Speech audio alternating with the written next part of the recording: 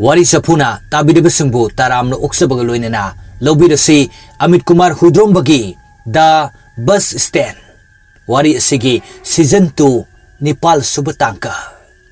Matam asida sor phungat uraba mamay mamit humang tana lup uraba laisna makeup phat thoglai. Manakta mama aduna mahakpo nom duna hauduk tuna lairami. Ibema nangbu gyan tarabo. Laisna hoy mai kari sukum lagte. Mapi ira chenba makai matwai wajana mama aduda kon sinduna lay. Mama na hari. Untok na tini sumangrak na kreda. Hauduk padaga pang yademi. Sese, ising ka na taksinsi. Aduga potasi, imanang sungbigi. Asumna mama aduna ising kara laurura duna pitak piri. Mama adudi kangle. Madudi ngasay tumlamdayda akiba pokiba aduda tumthakibada mamangda kari no suidan uramgani haibase. Madu mahakna thoina hangludre. Hiena kirani khanduna. Ayhak phamduna lairaba matungda mama aduna machabu chetna konbiduna tumnaba sem sare. Laisna su tapna wakhal du gyan lagle. Mana tumlamdayda phone yengduna tumthakibani. Amadi pumnamaktu mangni haibasi gyan tare. Adubo pumnamak oiduna sangsar sida khwaidagi penjana nungaijaba mafam asi pokpiba imagi mathanungdani. Madumak na sulaisna kiramba kaya adu tapna fakiduna tumthakre. Machana nungay na tumthakiba uba aduda amutombisu ningayda na tumthakre. Mathangi numit thaja chakkan na thongli. Magi phone aduda number save tawdaba amakaki message lai. Chak thongliba oibanina khut thadokpa yadaba tancha oibaga thaja thoksadana chaktu adumak thongli. Amukkasu message anirak ahumlak lakpa adudadi thaja chingnaduduna phone adu hangdoktuna yengi. Number adudi khangdi. Adubo message ki warol adudi asumna yaurami. Thaja nangbu tabro. Ailan thoibane. Asumna message yauramba aduda thaja swai hek laurure. Message adu hansira hangumsira khanduna lairingai amukkasu message thajalai. Ay isase yamdi nungaiti phone met pase kok yam ngawi. Ado nangondadi message si thaning mandana tharakpani.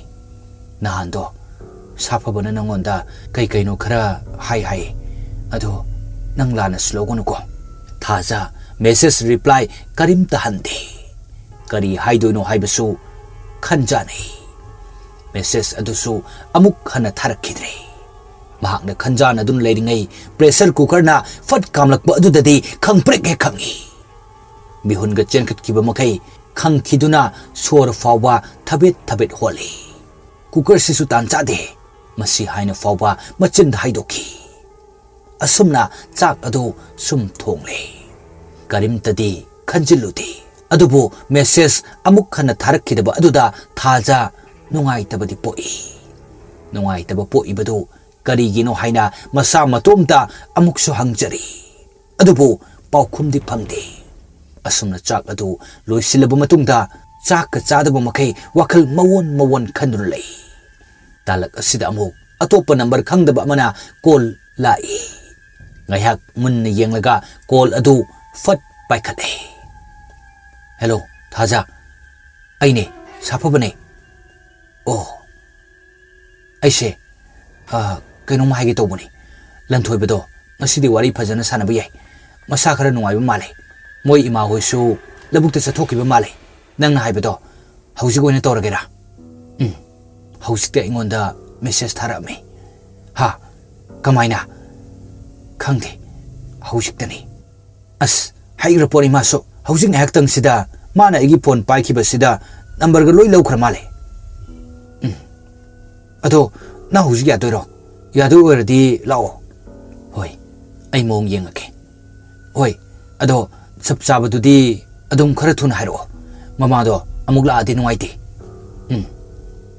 asumna phone adu thamkre thajadi wakhal khanjanare karino mahakna tawri base haiduna ungduna leiri masibo yamna akaiba oiradra haiduna mathanta hangjari megi awa anada mating pangbani karisu akaiba natte haiduna amuksu hek khandoi aduga amuk lanthoibagi matangda yamna khangningliba yamna manakta chatuna hangngingliba sina karigino khali mahaki damak nungaitaba awaba poklibasi mayoibagi minungsi haigadoribra natraga karino haiba wahangsi hangbata masadu tawfam amata khangdre leisna hawtuna punna chatlurage haibasi chap yungna khankre aduna prap leisna bu kaururaga lanthoiba hoiromda lai leisna na mayum adu stakle aduga thongal aduda changlai safabasu makhoi lakadra haiduna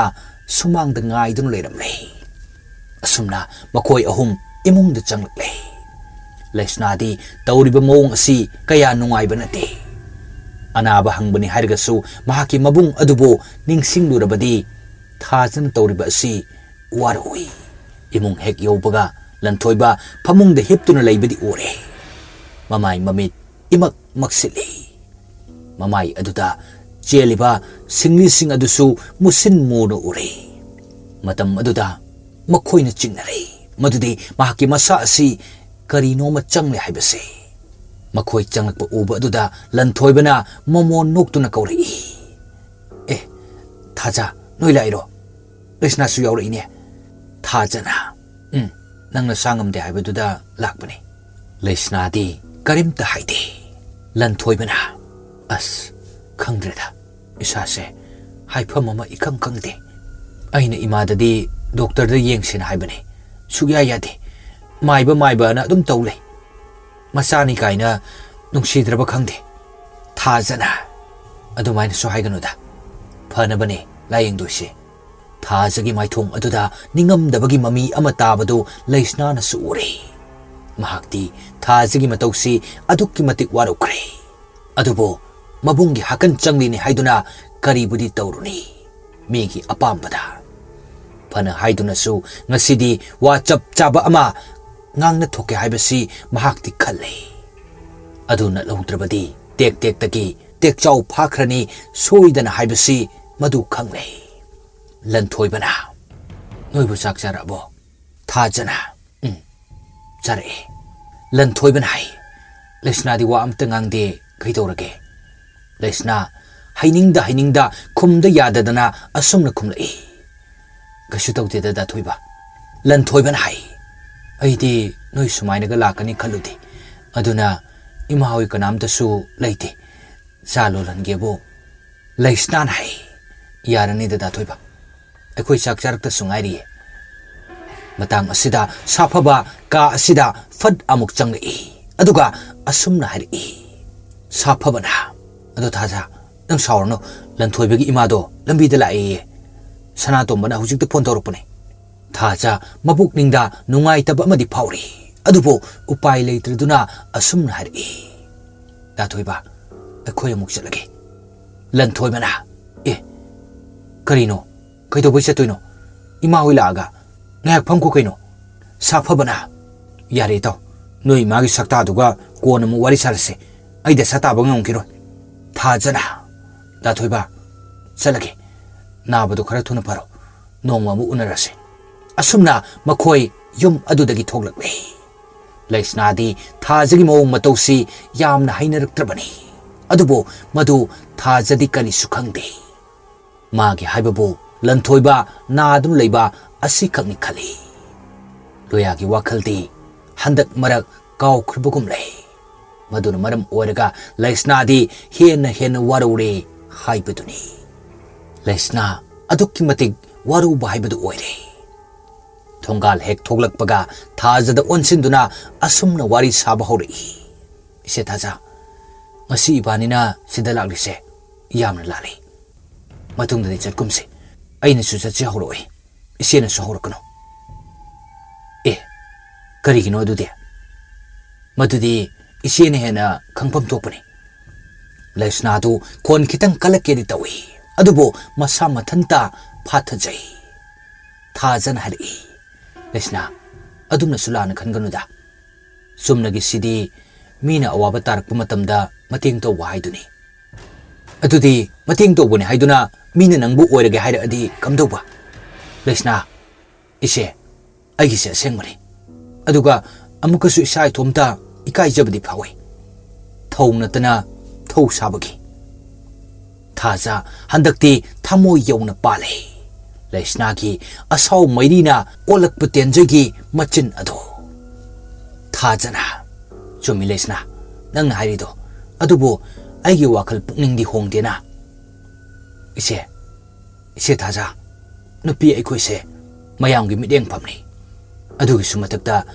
अखोइगी वाखलसे अरेप लेगेंदे हाइदुना Meena फावबा प्रमाण तौनरिदुनी अदो नुपी खुदिंगमक्ति नत्ते हाइबदो उटके हाइदुना आइदि निंगलिबनी इसेसु आइना यामना थाजना खंजबनी अदो थाजबसे मांगलकद्रा हाइदुना यामना चिंगनरे थाजा हंदक्ति नोकथोरकले लेसनान हाइनिंगलिबा कया अदो महाक ज्ञान तारे होइदा अइसु पुमनमक खंगिदा लेसना अदो होइने नंगना अदु यौना नुंगाइत्रबदि तोकथोगा लोइरेदना लेसनाना यामना लाना सुखनबिनु इसेना अइसे इसेदा मीना हाइना किदौदो मदु खनबदा हाइबने सिदा इबुंगी हाकन चंगबने हाइना सुखनबिनु हंदक्ति थाजा इकाइरप तौई लेसना की मनिंग ममांग थलगा ngang खुंगांग असिदा अदुबो थाजा खोंगफमदी काइकिबा लेत्रि मदुमकना थाजा थोइना नुंगाइतबदि पोक्त्रिबनी अदुबो लेसनाना चिंगनरिबा असिदि कोखलगी मतागुम नोकमी लेसनादा थेमचिलई लेसना नंगसे अइनदि इनाउगुम खंजना सखंगनदबा लेकाय असिदा लोइनजरी लेकाय असिददि नोइ तामो अमदि अखोइ नतना आइगी कनासु लेगदबा नथि युम फावो थादोक्तुना मफम असिदा लाअगा लेरिबसिनी मसिदा अइना लमकेट लमहाइबि अमगुमना तौरोइदा नंगना इगोंदा वारुरिदो अइसु लोइना खंगी अदो सिदि मिगोंदा मिनुंगसी उटपा खंगी थोइदोकपा अकाइबदि तौदेदना नंगना सुखंगली उरिदुनी लेसनान हाइ अदो मिनुंगसीनेना मीना नंगसी फाखरदि कमाइ तौदुनो अतै ओइरमनदि फै नंगबु यामना खंजबा पामजबा नुंगसीजबा मी अमना नारे हाइदुना नंगना मु ओनसिनुरु तौबा सिदि मी खुदिंगना लाना उखिनी लेसना नंग करिमता खनगनु अइ नोइना हाना उखिबना चे थाजदुने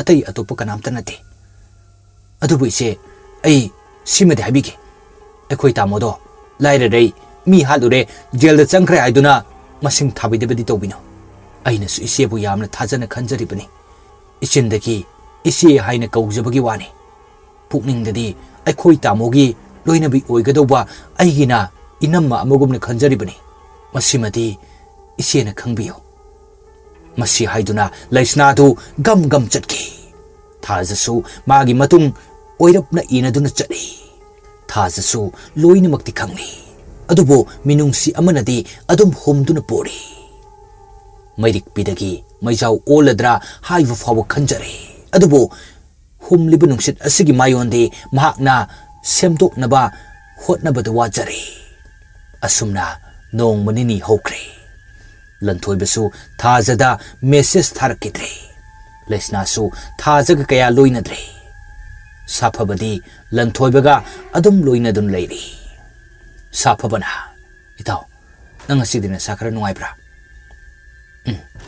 नुंगाइ अदुनी अइना खंगेबा नंगी माइथोंदुदा लंथोइबना हाइ अइना नारसे नोइना करिनो सु फजना हाइदे इमा फंगी लायेंलिनी हाइदुना अइगोंदा फाउरिबा लायोंसिगा इचान चानदबा माइबने सु खंगदे सासिनबने सु खंगदे अमा हेक्ता पुरा लाई अइदि मोइदो उबगा खोइदोंसि पंगसाउदो साउनिंगी साफबना हाइ अस कशु नति दैदो हेंजिन खंजन बैनी कशु लेब नतिदा सुम इमाना डॉक्टर दो कया थाजदुना तौरिनी फरनिदा लंथोइबना हाइ असुगम चाखोला कानसिदबो डॉक्टर थाजदे हाइरसी सोनो थुंग तौरिनी अखोइ मादी सोनो सुबने अदुनने अइना हुजिसु फजना होट कांकट पंगमदसे साफबना हाइ अस यारेसे नंग वायम nganगमले नसादो वारनी ngahek mung potharo ai mapanda hangchik ngahek ta languge saphaba matawu potha halamlaga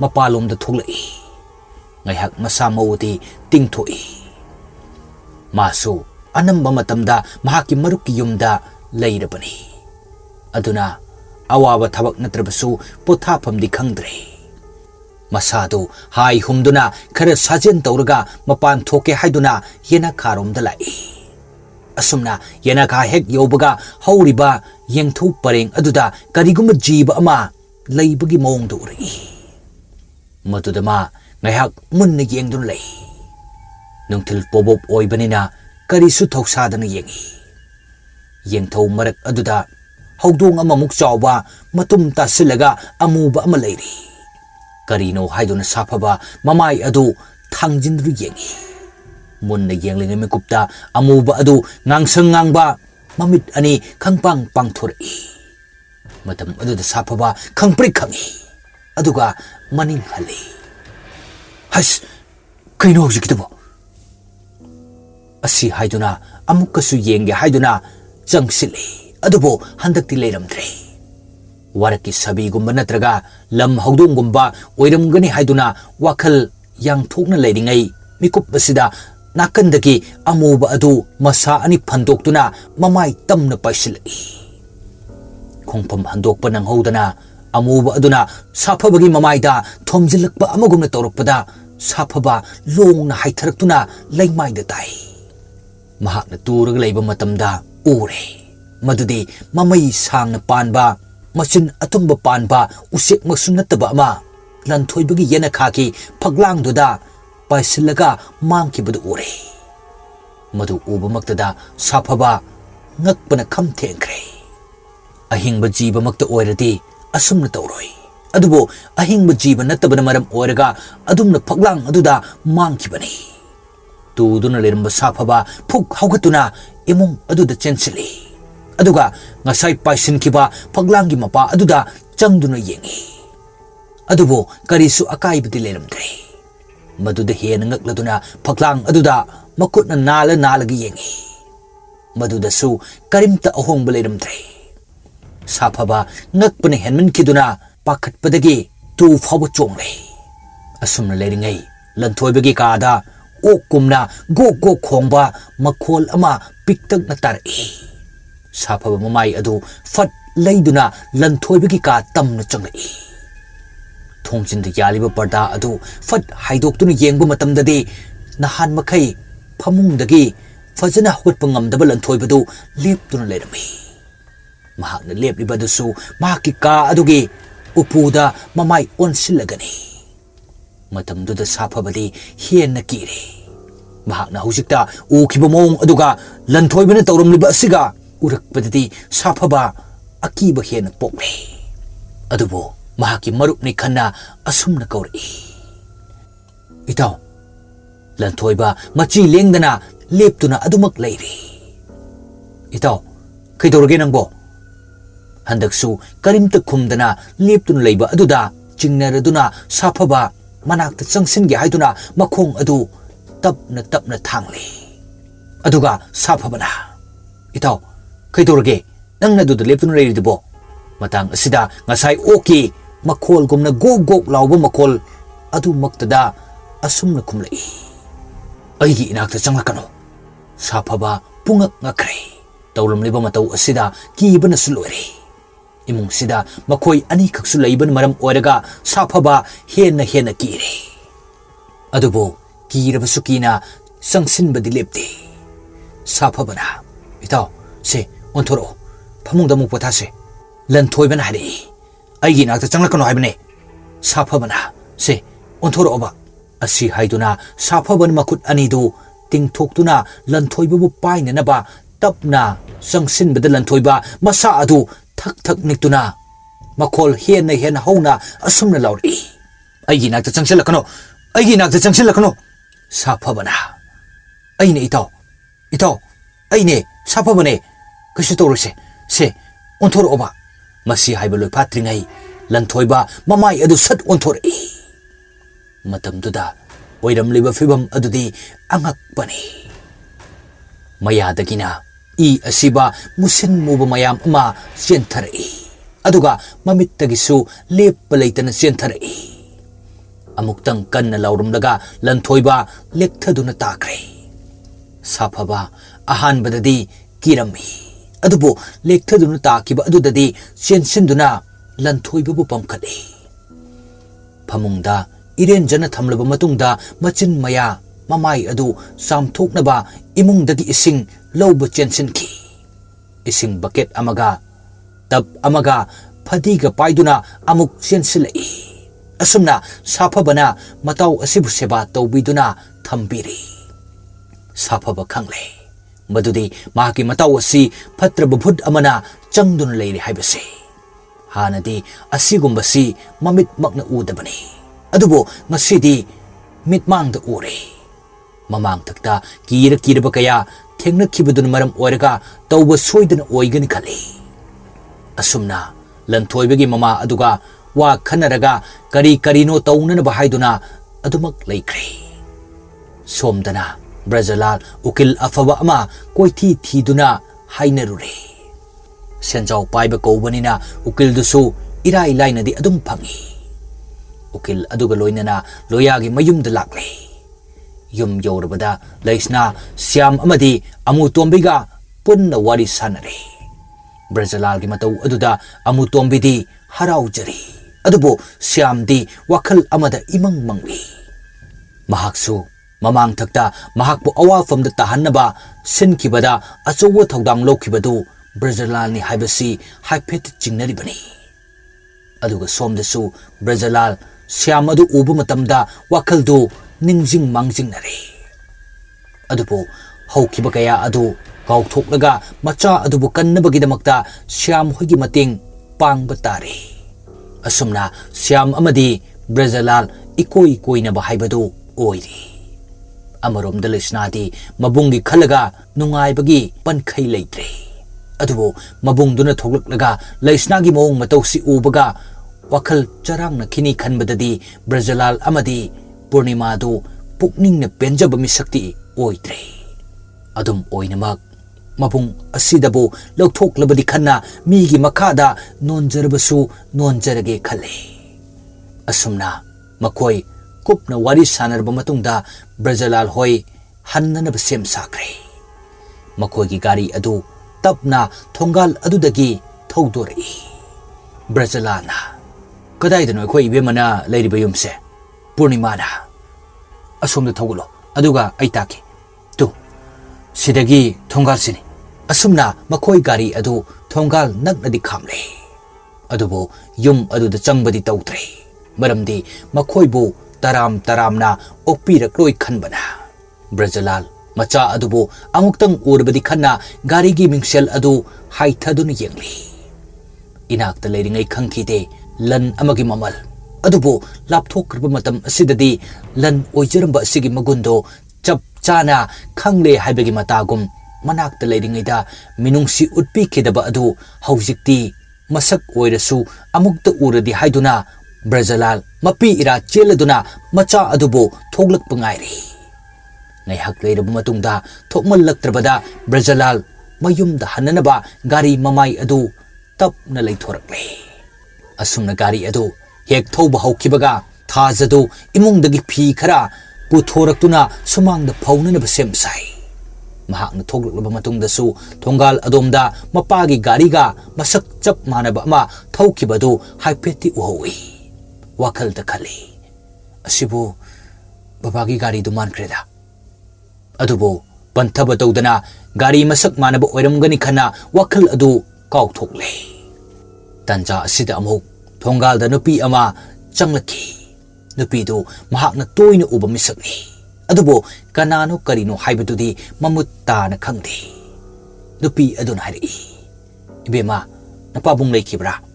Nupi adu hobe chenchat chatpoi oina sutawi. Thajana leikibane imungda ai kauthoraki. Ibema yaradi kitang thubiro. Hoi wari sigi mathangi part ngai minasi.